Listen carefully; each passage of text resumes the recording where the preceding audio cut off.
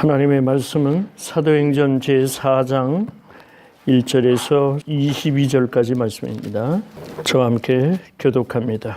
사도들이 백성에게 말할 때에 제사장들과 성전 맡은 자와 사두개인들이 이르러 백성을 가득 춘과 예수를 들어 죽은 사람 가운데서 부활하는 물고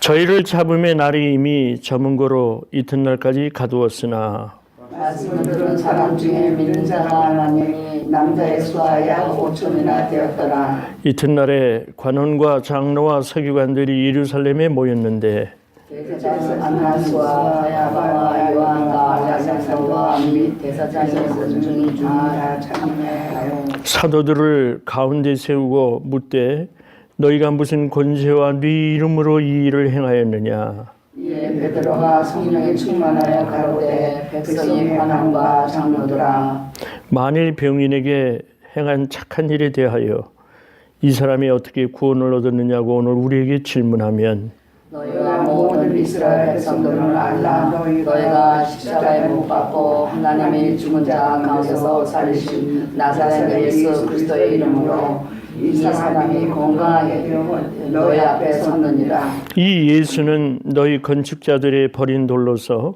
집 모퉁이의 머릿돌이 되었느니라.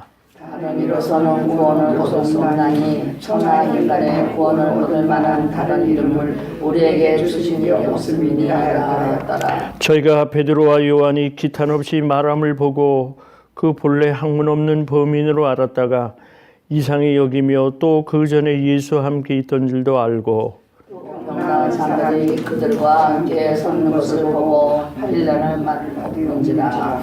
명하여 공회에서 나가라 하고 서로 의논하여 가로되 이 사람들은 어떻게 알고 저희를 인하여 유명한 표적 나타난 것이 예루살렘에 사는 모든 사람에게 알려졌으니 우리도 부인할 수 없는지라. 이것이 민간에 더 퍼지지 못하게 저희를 위협하여 이후에는 이 이름으로 아무 사람에게도 말하지 말게 하자 하고 그들을 불러 경계하여 도무지 예수 이름으로 말하지 말고 가르치지도 말라 하니 베드로와 요한이 대답하여 가로되 하나님 앞에서 너희 말 듣는 것이 하나님 말씀 듣는 것보다 옳은가 판단하라. 우리는 보고 듣는 것을 말하지 아니할 수 없다 하니 관원들이 백성을 인하여 저희를 어떻게 벌할 도리를 찾지 못하고 다시 위협하여 놓아주었으니 이는 모든 사람이 그 된 일을 보고 하나님께 영광을 돌림이로라.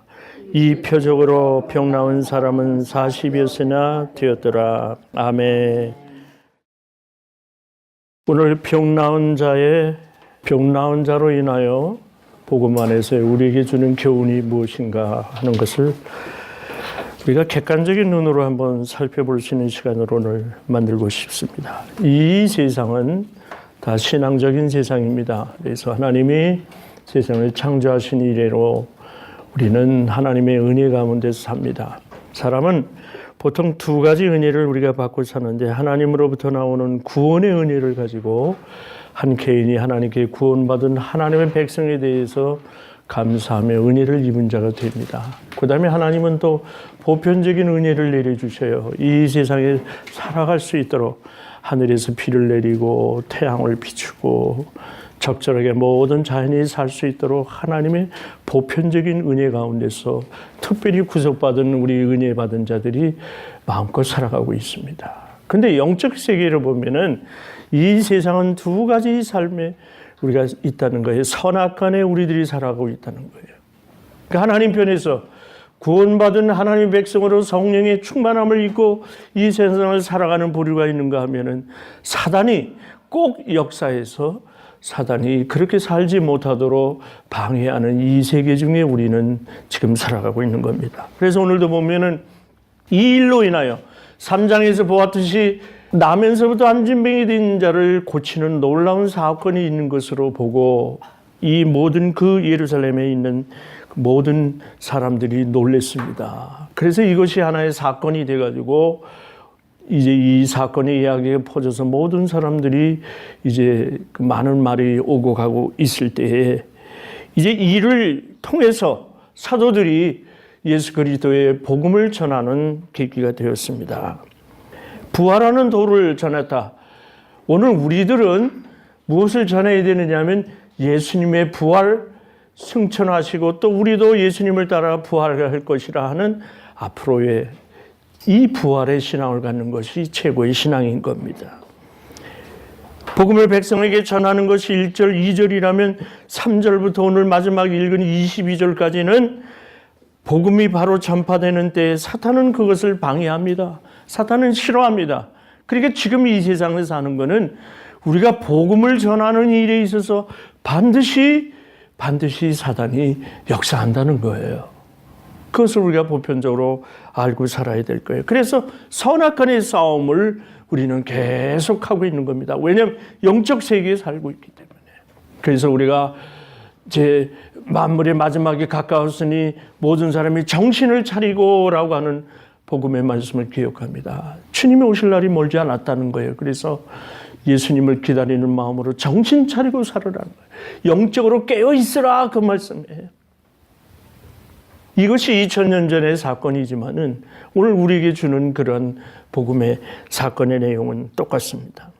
여기 보면 사도들이 이 사건을 통해 안진뱅이에 일어나는 놀라운 기적의 치유를 보면서 사도들이 이 사건을 두고 예수님이 하셨다는 것을 말할 때에 그 얘기입니다. 말할 때에 누가 왔느냐면 이때 제사장들이 왔고 성전 맡은 자들이 왔고 그 다음에 사두개인들이 이르렀다.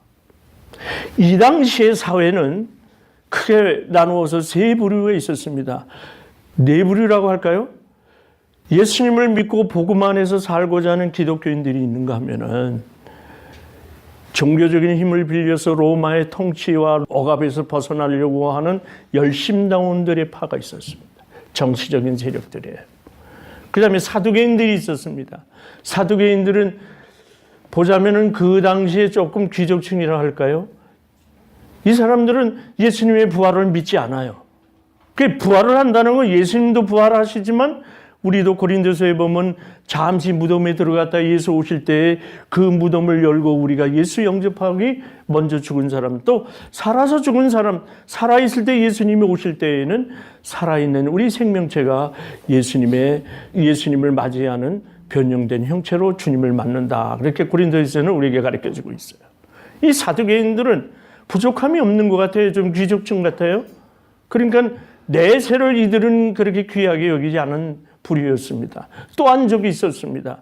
바리새인들은 하나님의 말씀을 말씀대로 살아보겠다 행위로서 이들은 율법을 중심으로 해서 엄격한 율법 가운데 사는 사람들이었어요.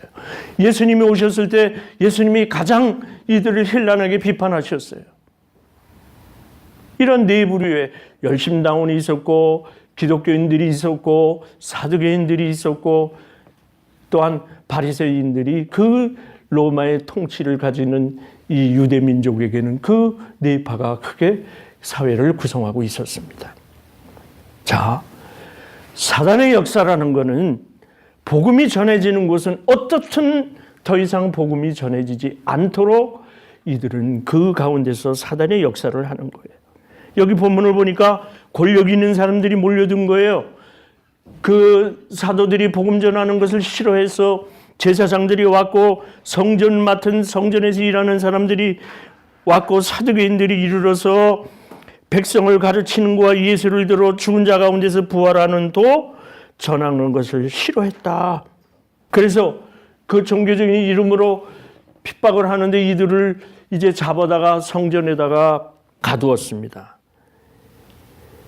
유대법에는 날이 저문 이후에는 날이 저물었을 때는 저녁에는 신문을 하지 않아요. 그래서 저녁에 이제 가두었는데 이때 사도들은 복음을 이때에서도 전했어요. 많은 사람들에게 비록 가뒀지만 큰 소리로 외쳤을 때 그 당시에 믿는 자들이 남자의 수가 약 5천이나 되었더라. 남자만 5천이 됐다는 거예요. 한번 넷을 곱해 봅시다. 거기에 아녀자도 있을 것이고 어린아이도 있을 것이고 거기에는 그 노인도 있을 겁니다. 건장한 남자만 5천 명이면 한 2만 명이 믿지 않았나. 이건 커다란 복음이 전파되는 그런 놀라운 부흥회라고도 볼 수가 있는 겁니다. 이렇게 성령으로 인하여 하나님의 복음의 말씀의 역사는 아주 전파되고 큰 부흥의 불길을 일으켰던 겁니다. 자, 밤이 지났습니다.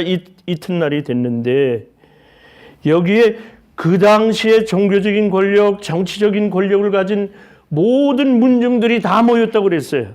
거기 보니까 관원이 모였고, 관원이라고 한다면 어떻게 해석을 했으면 좋겠느냐면 여기에 관원은 그 당시에 사내들인 그 공예라고 이렇게 얘기했어요. 다스리는 그 제사장들, 지도자들 급이 여긴 관원이라고 표현합니다.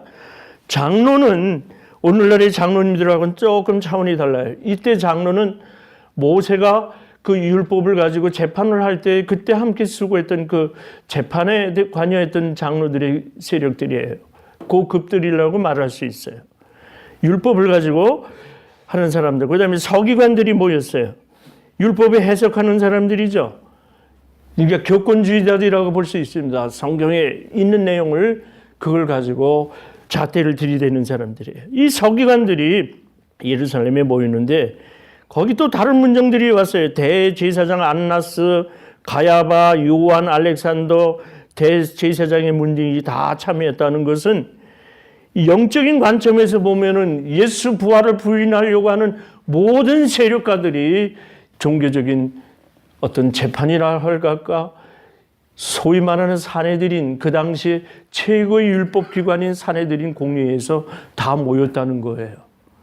그래서 모여가지고 이들이 있는 장소에서 사도들을 그 가운데다가 내보냅니다. 사도들을 가운데 세우고 이제 질문을 하는 겁니다. 너희가 무슨 권세와 누구의 이름으로 이 앉은 매를 고치는 놀라운 역사를 일으켰느냐, 그 얘기예요. 예루살렘의 그 큰 광장에서 이제 사도들을 신문을 하는 거예요. 이때 대표성을 잇는 베드로가 성령이 충만하여 말하기를, 자, 여기 성령이 충만했다고 하는 것은 베드로가 성령이 충만했더니 담대해졌어요. 공의의 사내들인 공의의 앞에서 담대하게 복음을 전하는 거예요. 우리가 오늘날 복음을 전하잖아요. 성령님으로 인하여 성령님과 함께 우리가 복음을 전하는 것입니다. 사랑하는 여러분들은 다 성령님이 함께 동행하시면서 어느 때든지 여러분들이 그리스도인이라는 것을 증거하게 하시는 일이 성령님의 도우심인 겁니다. 똑같은 이야기입니다. 베드로에게도 성령이 충만해서 담대하게 이제부터 외칩니다. 백성의 관원과 장로들아, 만일 이 환자에게, 이 병민에게 행한 착한 일에 대하여 이 사람이 어떻게 구원을 얻었느냐고 오늘 우리에게 질문하면, 야, 담대하게 얘기하는 거예요. 당신들이 궁금해하는 이 일에 대해서 내가 담대히 그 내용을 이야기해 주겠다, 이렇게 얘기하는 겁니다. 당시에 사내들인 공의회는 최고의 그 법률 내지 최고의 영적으로 종교적으로 최고의 그 심판 기관이었습니다. 사내들인 공의라고 하면 최고의 기관이었어요. 거기에서 베드로가 복음을 전하는 그러한 기회인 것입니다. 자, 이야기합니다. 10절에 보니까 너희들과 이스라엘 백성들은 알아라. 너희가 십자가에 못 박고 하나님이 죽은 자 가운데서 살리신 나사렛 예수 그리스도의 이름으로 이 사람이 건강하게 되어 너희 앞에 섰느니라. 아멘.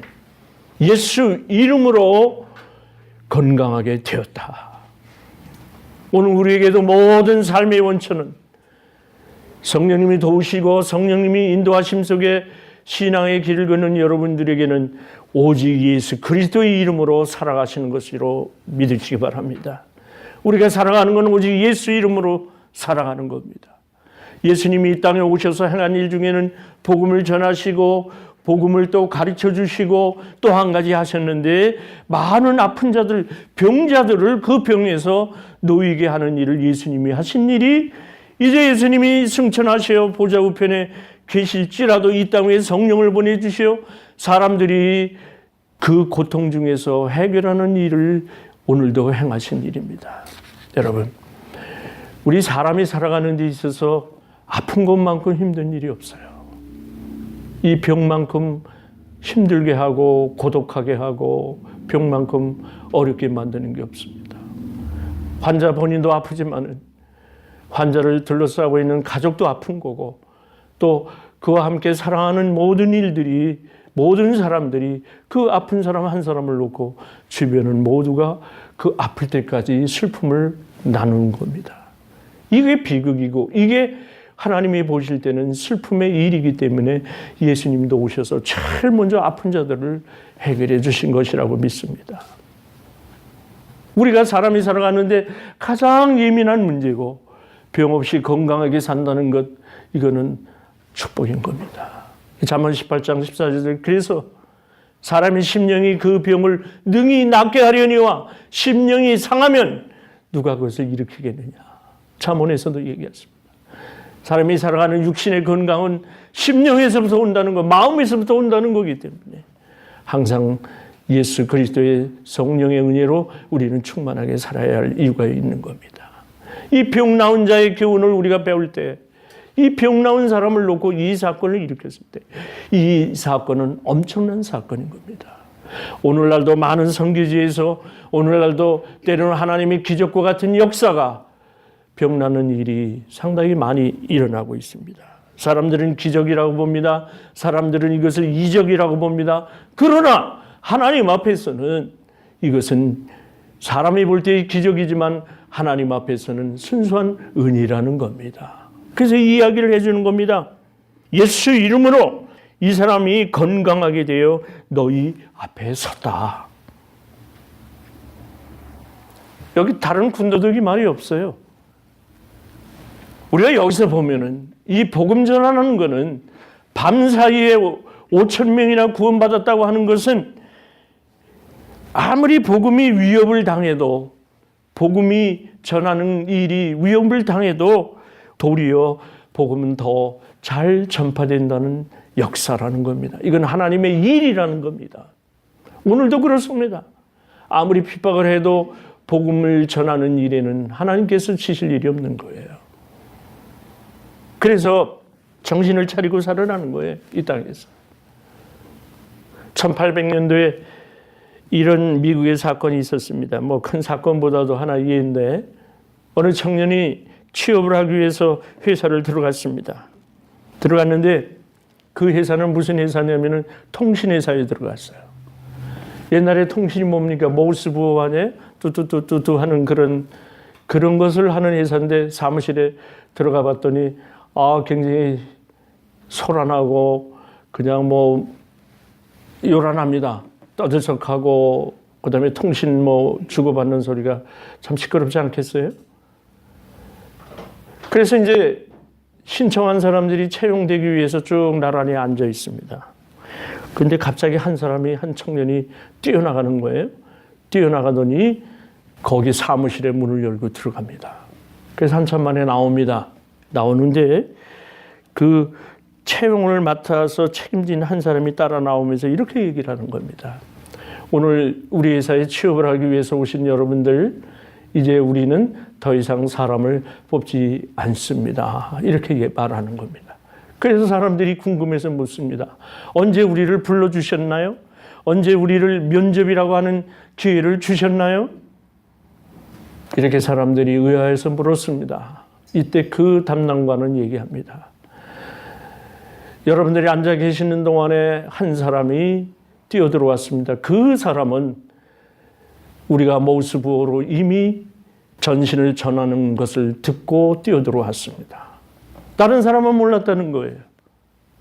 뚜뚜뚜뚜 할 때에 들어오시라 하는 이야기를 이 한 청년만이 알고 뛰어들어가서 취업을 했던 겁니다.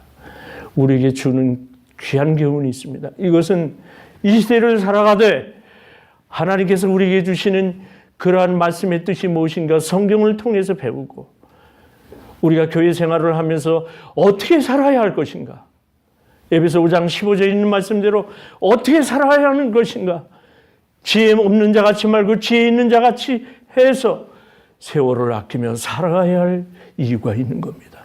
하나님의 음성을 듣고 살아야 됩니다. 하나님의 이 시대에 요구하는 것을 듣고 그대로 실천하면서 사는 실력 있는 사람들이 되어야 하는 겁니다. 이렇게 회사에서도 실력 있는 자는 그 이야기를 듣고 뛰어들어가서 취업의 기회를 잡았습니다. 오늘 이 땅에 살면서 우리들이 교회 안에서 하나님 말씀에서 어둡지 아니하고 바로 깨닫고 또 하나님 말씀 가운데 정신을 차리고 산다면 그 사람이 오늘 바로 사는 것으로 봅니다. 그 진리가 있는데 요한복음 8장 32절에 있는 말씀대로 진리가 너희를 자유케 하리라 했습니다. 이 땅에서 살아가는 것은 예수 그리스도의 진리 외에는 아무것도 없다는 겁니다. 예수님의 진리로 예수님 이름으로 오늘 우리가 살아가는 것이 그의 대답이라는 겁니다. 여기 병자가 나왔다는 것은 오직 하나님께로부터 예수님이 부활하신 그 능력을 가진 것 때문에 그것이 베드로가 대답한 말인 겁니다. 다른 이로서는 구원을 얻을 수 없으니 천하 인간의 구원을 얻을 만한 다른 이름을 우리에게 주신 일이 없음이니라 결론을 내려줬습니다. 그래서 이 예수는 누구냐? 너희 건축자들의 버린 돌로서 진모퉁의 머리털이 되었느니라. 이 베드로는 이 돌이라는 표현을 예수님을 산돌이신 예수님 이렇게 돌이라고 하는 비유를 많이 씁니다. 그 예수님이 비록 너희들이 그 권력을 가진 너희들이 예수를 십자가에 못 박아 죽었다고 이제 예수를 버렸다고 너희들은 생각하지만 당신들이 생각하는 것이 아니라 이미 그 예수님은 성전 모퉁이의 머릿돌이 되어서 우리를 위해서 구원의 길을 열어주셨다. 그렇게 베드로는 해석을 하는 겁니다. 그렇습니다. 오늘 우리가 살아간다는 것은 성령님 안에서 구원받은 백성으로 하늘의 음성을 듣고 사는 여러분인 것입니다.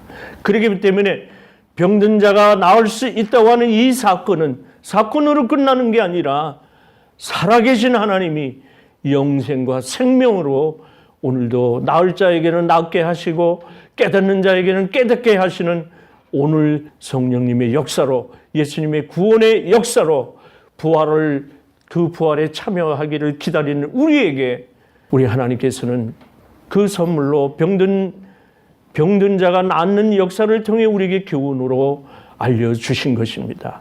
이제 22절 마지막에 보니까 이 병든 자의 나이가 몇 살이냐? 40살이 되었다고 했습니다. 여러분 지금 40살이라면 청춘으로 비할 때 있지만 아무리 몰라도 그 당시에는 40세쯤 되면은 거의 인생의 중반 이후로 산 사람이라고 볼 수 있습니다. 그토록 안진뱅이로 이 사람은 고생을 했다고 하는 표현도 될 수 있는 겁니다. 그러함에도 불구하고 우리 하나님께서는 그 사랑으로 인하여 십자가의 구원으로 인하여 그 사람을 낫게 하여 새 생명을 주신 것을 본문에서 우리에게 가르쳐주고 계십니다. 그래서 병든 자가 낫는 그 교훈을 통해서 우리에게 주는 것은 한마디로 말해 예수 영생하심이 예수 이름이 우리 모두에게 오늘도 함께 하시고 예수 부활하실 때까지 계속 되어지신다는 은혜를 생각할 때 감사하지 않을 수 없는 겁니다. 하나님께 영광을 돌리고 오직 병 나은 자의 교훈을 통해서 사단의 모든 영역을 맞을 수 있는 에베소 6장 12절에 이 세상의 모든 사단의 권에서 여러분들이 권세에서 예수 이름으로 당당하게 이 세상을 살아가시기를 주의 이름으로 축원합니다. 거룩하신 아버지 하나님 감사합니다. 안진뱅이가 40년 동안을 고생하면서 살았지만 예수 만났을 때 그가 병도 고치고 새로운 인생을 걸었던 것처럼 하나님이여 안진뱅이 상태에서 일어난 그 교훈을 통해 우리에게도 살아계신 하나님의 역사와 살아계신 하나님께서 우리에게 주시는 놀라운 은혜를 더하게 해주심을 감사드립니다. 이 땅에 살 때 아버지 하나님 귀를 열어 예민하게 살게 하시고 바로 살게 하시고 모든 사단의 세력을 물리쳐 이길 수 있는 삶으로 우리를 축복하옵소서. 예수님의 이름으로 기도하옵나이다. 아멘.